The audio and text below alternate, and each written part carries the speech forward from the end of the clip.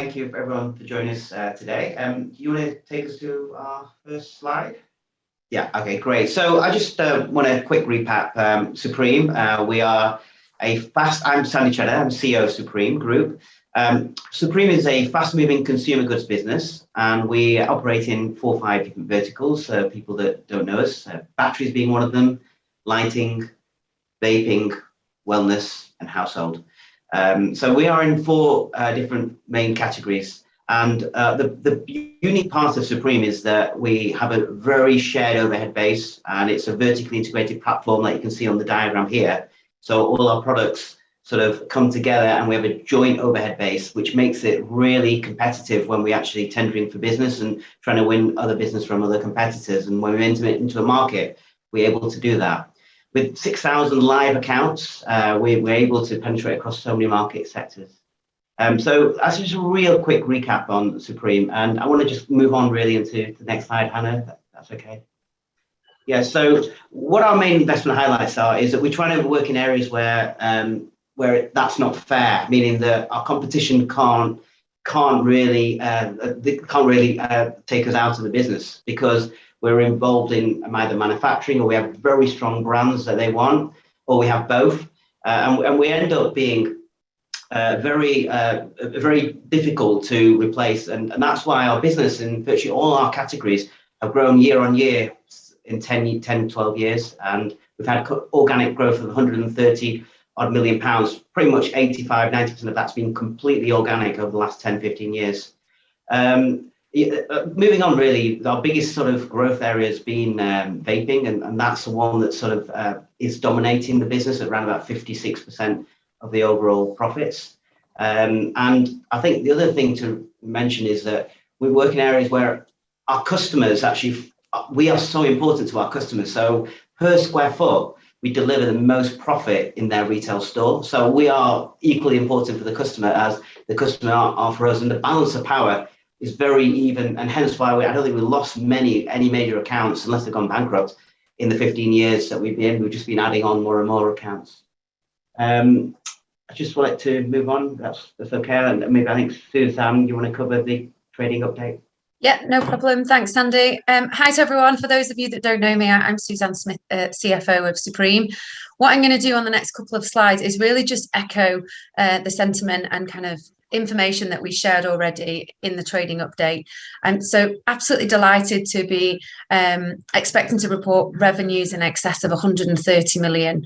That's considerable growth from the year before, where we reported 122, and in line with where we had what the revenues we had expected to deliver. So we're really pleased with that result, and a similar position on adjusted EBITDA as well, and no less than 21 million is what we've stated in the trading update. So you'll be aware that we're at 19.3 last year. So we're delighted with those results, and exactly in line with what we had kind of promised the city at IPO, and then more recently when we've spoken to you guys at the half year and earlier. How have we delivered that kind of revenue and profitable growth? Largely organically, as Sandy said, that is the core business growing across its principal categories, supplemented by some M&A bolt-on that you'll be aware that we did partway through the year. And the headlines really around that growth was that vaping, which is our key category, by far our biggest category and our most profitable category, has continued to grow, and it's grown at around 10% this year, which we are delighted with, and we are more excited than ever about vaping, and we'll kind of come to that when we talk about the outlook. Batteries and lighting, which we see as our kind of core bread and butter categories that have been around since inception, that keep our customers really sticky and coming back to Supreme kind of week after week. Those categories have continued to grow. They've really stabilized their positions, and we saw some battery growth in the year before as a result of kind of some COVID bounce, and we had anticipated actually that might reset back this year as consumers kind of return to their the original places where they were buying batteries prior to COVID. We've not seen that. We've maintained those revenue levels, and we're really pleased with that. But lighting similarly has continued to grow. As you'll know, a big part of the lighting growth strategy in the longer term is an international expansion plan. And despite the kind of endurance of COVID in FY22, we've still managed to grow the category around 5%. So again, really pleased with those positions. Sports nutrition and wellness, which whilst we'll come on to in terms of outlook and how kind of cost prices are going to affect that category, focusing on the FY22 performance, the category is going to deliver something slightly shy of £16 million of revenue, as we've said, in excess of 100% of revenue growth, which we are absolutely delighted with. The category recorded revenues of closer to 7 million last year. So in terms of the brands that we have launched, the success of the acquisition we've done in the year, that we are absolutely delighted with that result. And then sticking with operational highlights, Hannah, if you just skip over to the next slide.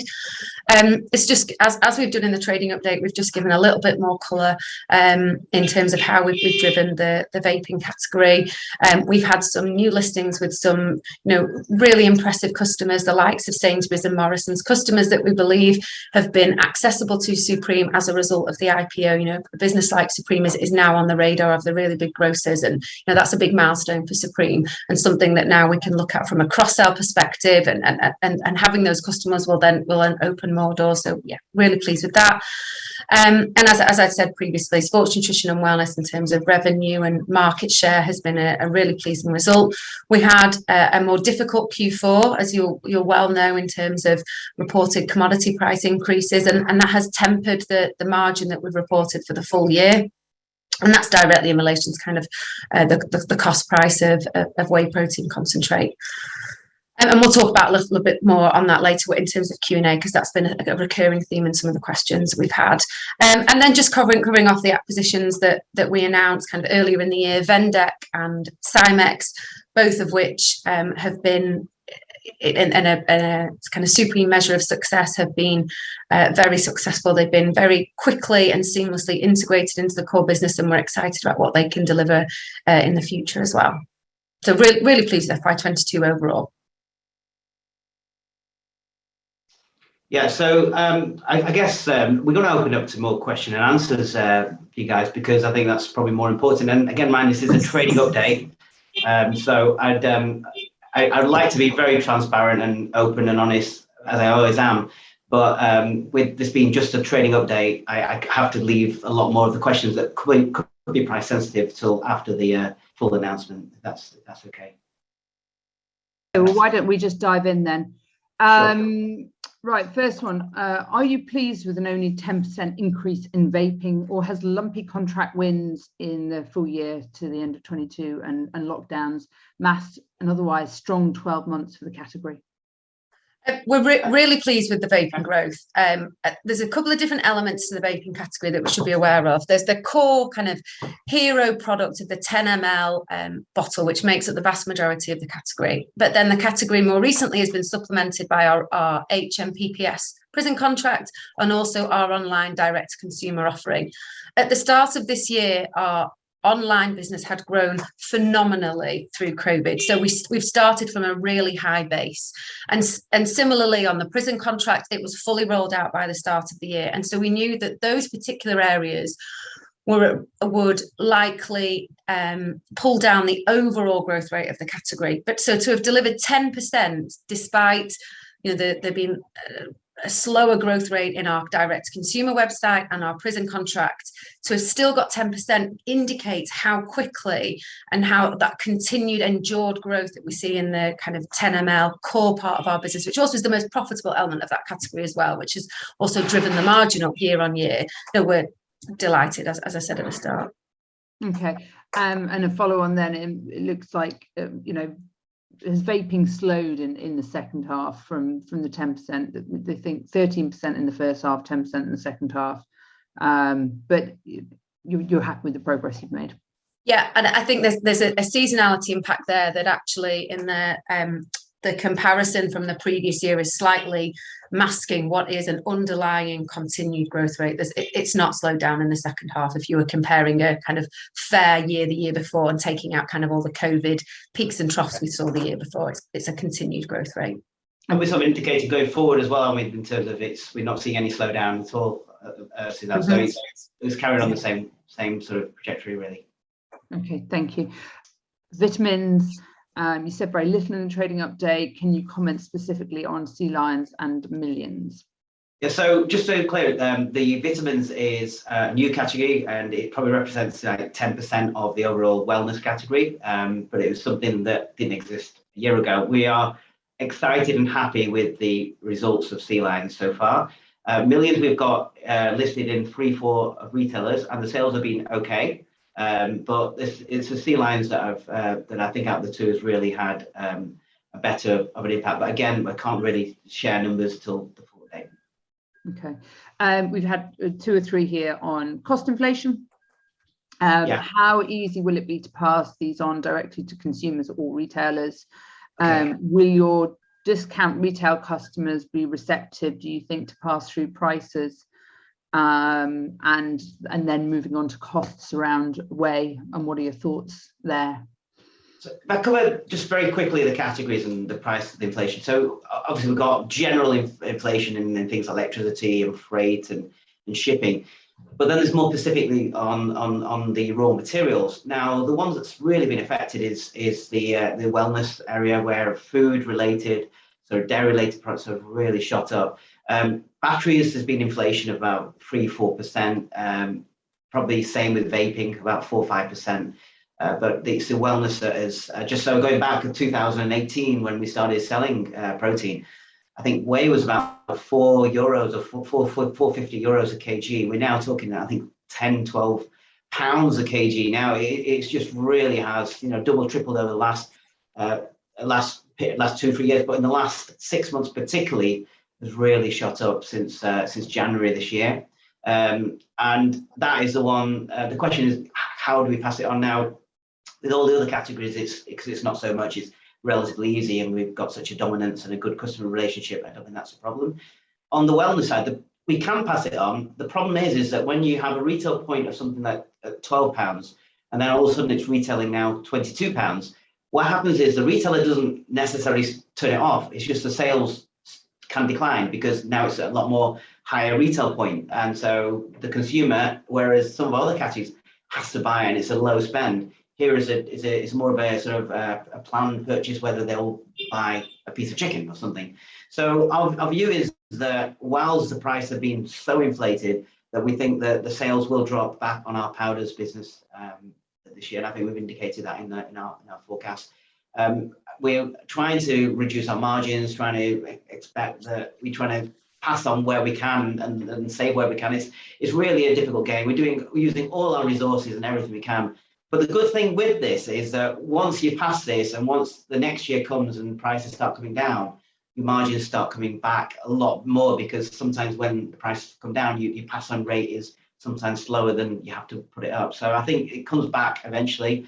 And we have never seen in my history, I've never seen inflation on a category as this severe.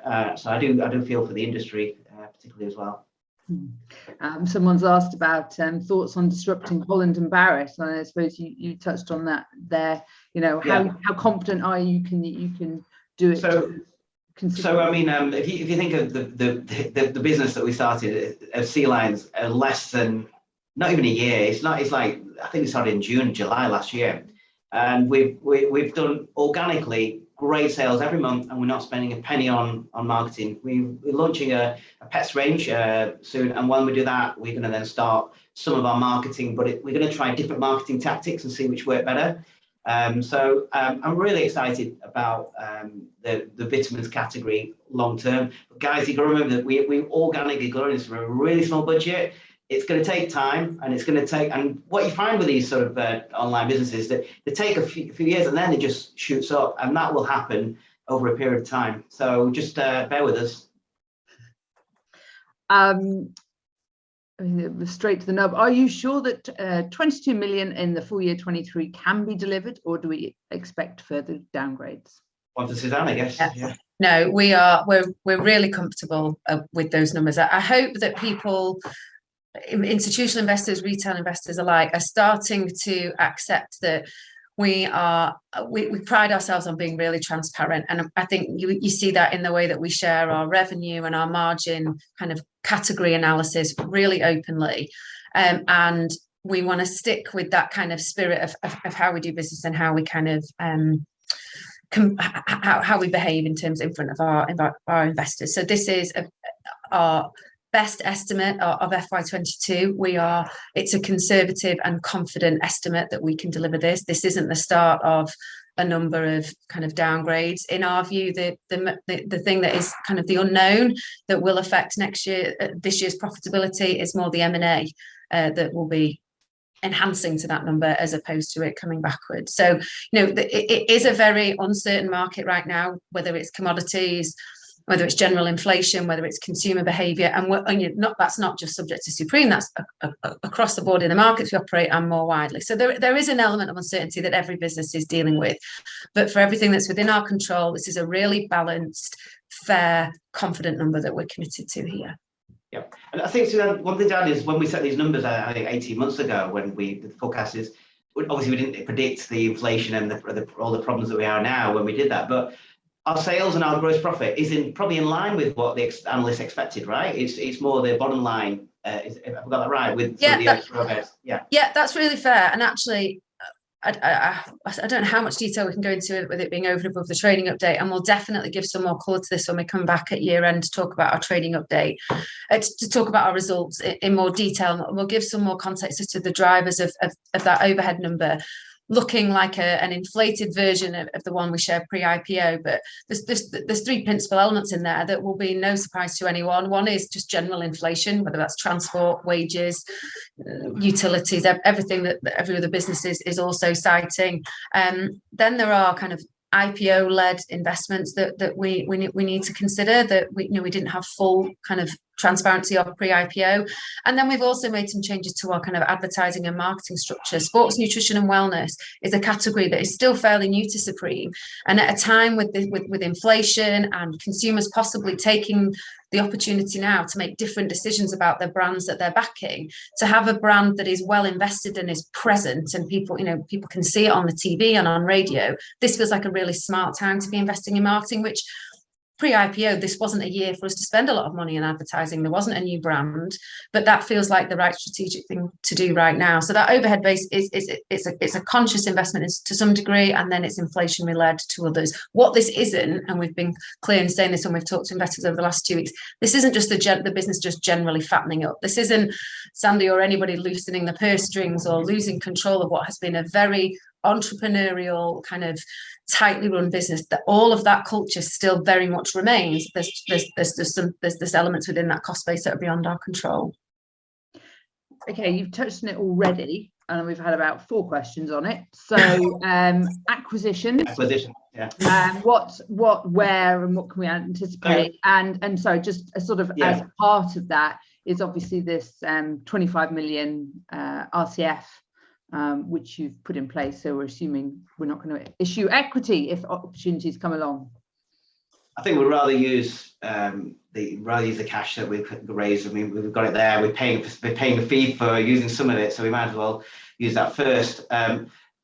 We are exploring, and obviously, this is an update in terms of what I can say now is we are actively looking at opportunities.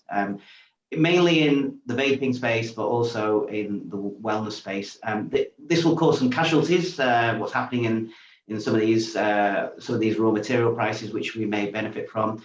But we'll always look at businesses to acquire that hopefully over a period of time we can synergize with our company and add an extra layer of profit by reducing some of the cost of the overhead costs. So we've got the money for a reason. We're not just going to sit on it. We're going to spend it, and we're going to make sure it's done wisely and properly. Suzanne, anything to add on that? No. Yeah. And what about then? Obviously, careful on the detail here, but international expansion, either organically or M&A, on any categories, lighting. I don't particularly, or we don't particularly like acquisitions abroad so much, because the cultures, the way that things are done are very different, and you can end up, I've seen a lot of companies actually fork out a lot of money for businesses abroad and end up having to shut them down after a period of time. However, we are on our lighting category. We have some great brands, and we're adding another a brand to that portfolio where we have got some international potential opportunities. We're exploring that all the time. Now the trade shows are starting back from this September, the Light and Build show. So it's starting in September or October this year. So hopefully we start pushing that forward. Not so much on vaping, I'm afraid. There's just too many regulatory changes in every country. But let's see. Okay. What about macro? And do you see going to benefit from trading down by the end customer? So I don't understand. Say that again. Sorry, Hannah. The macro environment, obviously making cost of living squeezes. Do you think you're going to? I know you're seeing evidence of trading down by the customers, which are benefiting Supreme. Yeah. So I say 70 to 80% maybe of our business does really well in recessions. You know, vaping, batteries, light bulbs. You're not going to stop buying. These are all products we sell £1 or below. You know, they do excessively well in a recession. They're completely recession proof. However, I think vitamins again is a luxury, but I think less so because our price points. It's more that I think more the powders is the only thing that is more vulnerable when people are spending £10-15. Okay. Are you going to maintain your dividend policy as stated at the IPO? Yeah, and looking at today's prices, it's pretty healthy for next year, really. So, I mean, if you do the maths, I think it's about 4.6%. Okay. Thank you. What about rising labour and energy costs? Is it also the economic case for more in-house manufacturing in the vaping and sports nutrition divisions? Sorry, the question was is it going to enhance it? Has the economic case for doing more in-house changed on the back of all the inflationary costs we're seeing? I think inflation costs are everywhere in the world, aren't they, really? So I think, yes, definitely we can do it, but the electricity part, even though it's important, I don't think it's going to move the dial on anything, especially on electricity. Also, labour, the living wage is going to, again, there's a lot of little things that add up to a big thing. So there's not one single thing. That we're always looking at opportunities where I think I've always said that if the labour cost is less than 10% to manufacture the goods in the UK, and there's a big demand and it's a growing market, then we would definitely consider making it here. Okay, thank you. Perhaps one for you, Suzanne. There's a large predicted rise in stock build, receivables, and a decrease in payables for 22 versus 21. Are there some particular factors driving this? Yeah, so we had a strong end to the year, which is why debtors has ended higher than we expected. So that will unwind has unwound already, largely in April. Stocks is a more conscious investment in stocks ahead of raw material price increases. So one of the questions we've had, I think, along the way is, what are you doing to combat some of these price increases? One of the things was kind of forward contracts, buying forward where we can, and where you can't kind of contract to buy forward, physically actually buying it ahead of price rises. So we've consciously and purposefully invested in key lines where we know that price rises are coming to try and kind of delay that price rise for as long as possible. Okay, thank you. Bear with me, there's just a few here which are duplicated. Right, one here on delivery costs. How much of your cost of goods sold is accounted for by third-party delivery costs, and have there been additional surcharges? Yeah, so in terms of freight, all our freight is delivered by third parties across the UK. Yes, there have been surcharges, and yes, we're reviewing our minimum order spend from 200 to 250. So we are trying to compensate for those. Again, it's a small incremental. It's a lot of little small things that are adding up to bringing our overall number down by the amount that we said for next year. That is, or sorry, the year we're in, should say. Okay, thank you. I think you've answered this, but I'll let you do it a little bit more fully. Why are the vitamins so cheap? Do you think that selling them so cheaply feels it reflects poor quality rather than good value? So I think the answer to the question is why they're so cheap is because we're manufacturing them here or potting them here and buying them in bulk, but started to manufacture already in the last 3 or 4 months.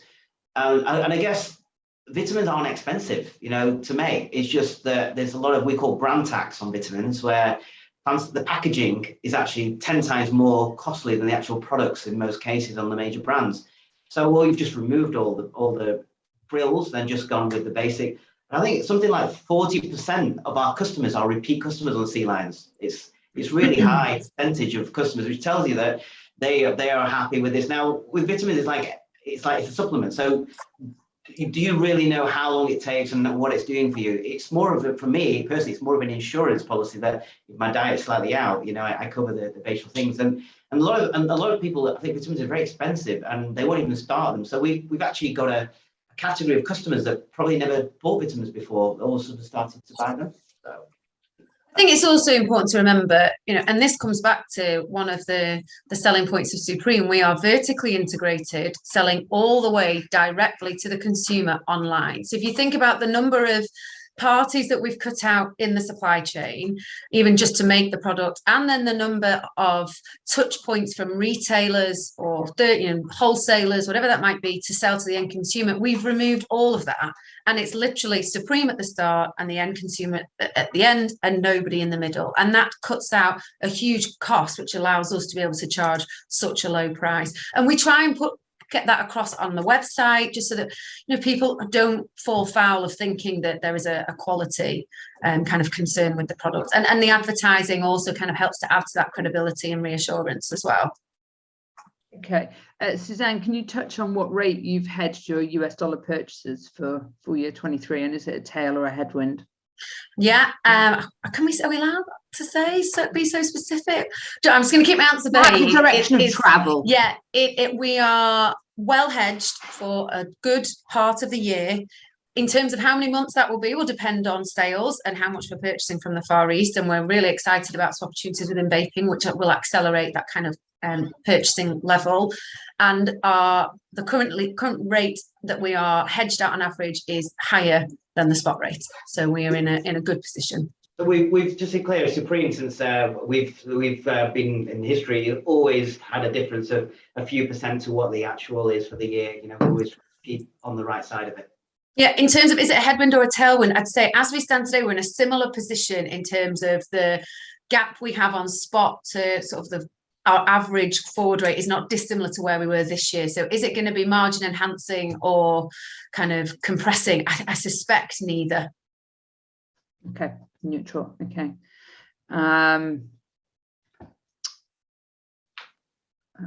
Beg your pardon, bear with me.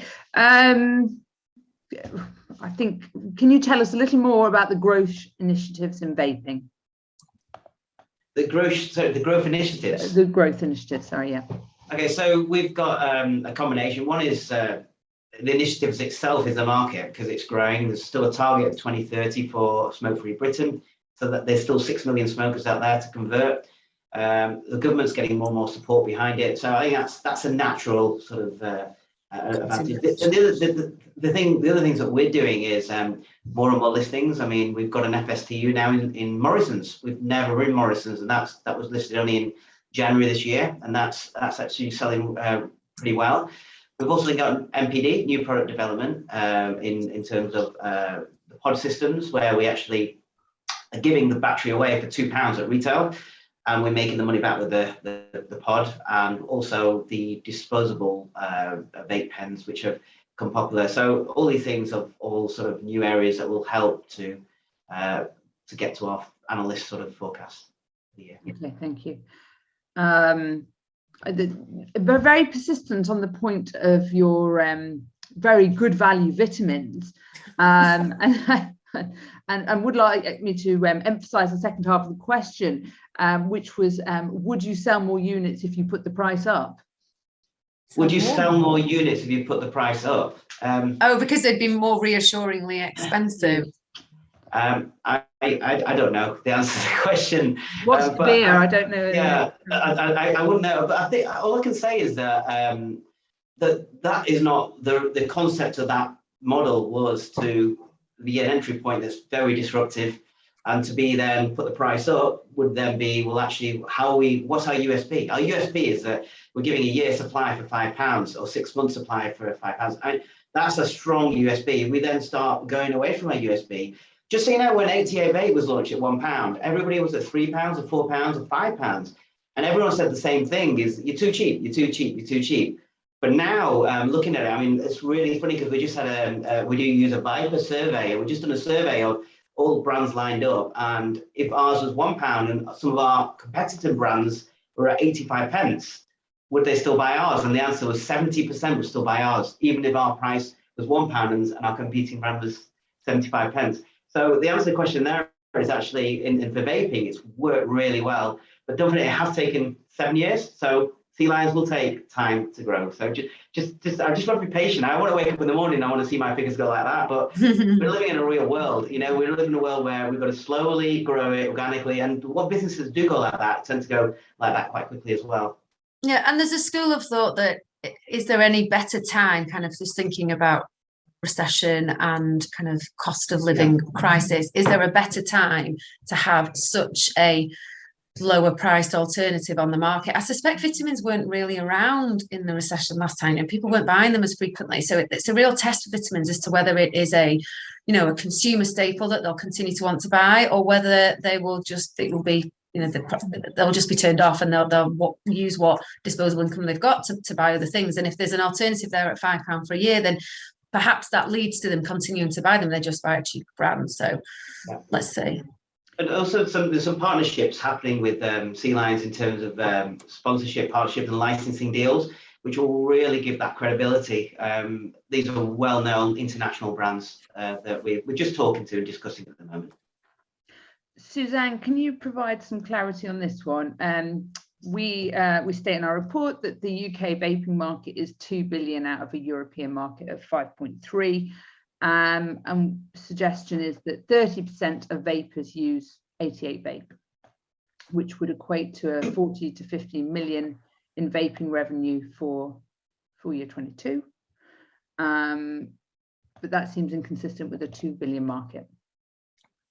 So, understand the question. So I think what's saying there, the 2 billion market. They're saying the market is 2 billion and you've got 30%, but 30% in volume, not in value. Okay, the first thing. So it's something like 7% of value. And also the other thing is, when you that 2 billion valuation also includes hardware and kits and DIY. So you take 60% of it out there straight away.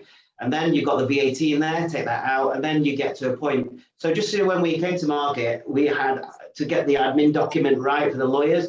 They had to go through everything to make sure that at the time it was 30% of volume that we have e-liquids. Of e-liquids. Yeah, not of hardware and the liquids together. okay, very helpful clarification. Are you exposed to McColl's? Well, we supply it through Morrison's, and Morrison's are exposed to McColl's, not Supreme.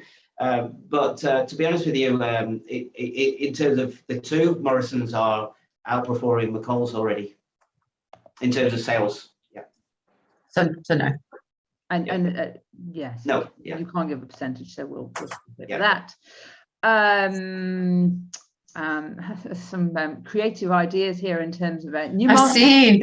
Oh, what's that? Tell me. Oh, we'd like to know new Insect markets. proteins. What? Sorry. What's Insect that? protein. Insect protein. Really? Yes. So Wow. I'm John, who submitted these. Thank you. I shall pass Yeah. these on to the company, and they can So, I mentioned give a little further thought ahead of the next presentation. Although we agree they are very ESG friendly. So the pet range that we're looking at, just so you know, it's pretty much the human range, but in package and different. That's, by the way, that's not just us. That is pretty much everybody does that market. But the pet range, they actually charge a lot bigger premium. So it's just a lot of it sometimes smoke and mirrors. But definitely look at the insects one anyway. I'm not sure what the market is, but we'll have a look at that. Any key retailers who are not currently with 88 Vape? Tesco's is the biggest one, and then I think Co-op and Wilkinson. They're the three big ones that I would suggest we've tried, and we won't give up. We'll be there one day. But now with Morrison's, Sainsbury's, and Asda, you would have thought Tesco's would be looking at it, right? Yeah, we are in dialogue with them, by the way. It's not that we're not. It's just not yet. Yeah. Okay. Thank you. And I think probably this is the one to end on, because I think we're about there. You still have aspirations for Supreme to have a 1 billion valuation in the future. Are there any concerns that impact this ambition? Yeah, but you got to look at when I started the business, like going back, we went 10 years ago. I would never think I'd be sitting here doing this presentation now. It's just got to be time and patient, and it will come. And what I found with businesses, if you do it properly and do it clearly, have a real direction, but do it in a nice, timely fashion, it'll come. It just needs to be patient. I need to be patient. We need to be patient. That's the way it is. This year has been a really difficult year in terms of the headwinds that are coming against you, but still to grow this next year and to have more profit than the previous year and to generate more cash than the previous year in a time where there's a lot of uncertainty is still a decent result, in my opinion. Yeah, I think the patience point is really interesting, especially when we talk about sports nutrition. If you listen to kind of general market sentiment about whey price increases, it will level out and it will come back down. This isn't a wholesale and permanent shift in the cost price. So we just need to be patient for it to come back down and the market will re-establish itself. Now, when the market comes back, there might be brands that hadn't survived. The consumer might have a slightly different approach. And that's where Supreme's really looking, because it has 4 other categories to support it in the meantime. And we have these really endured relationships with some of these big retailers that, will work together as these prices kind of come into work their way through the supply chain. And then we'll kind of reset our existing categories that might be slightly reformulated in slightly different package sizes, whatever we can do to kind of suit the consumer's needs. But this is a pause, almost as opposed to a wholesale and permanent shift in the market, and we're sticking in the category. Lovely. Well, thank you very much to you both, and I think we'll hear from you next in July, so we'll speak then. Thank you very much. Thank you.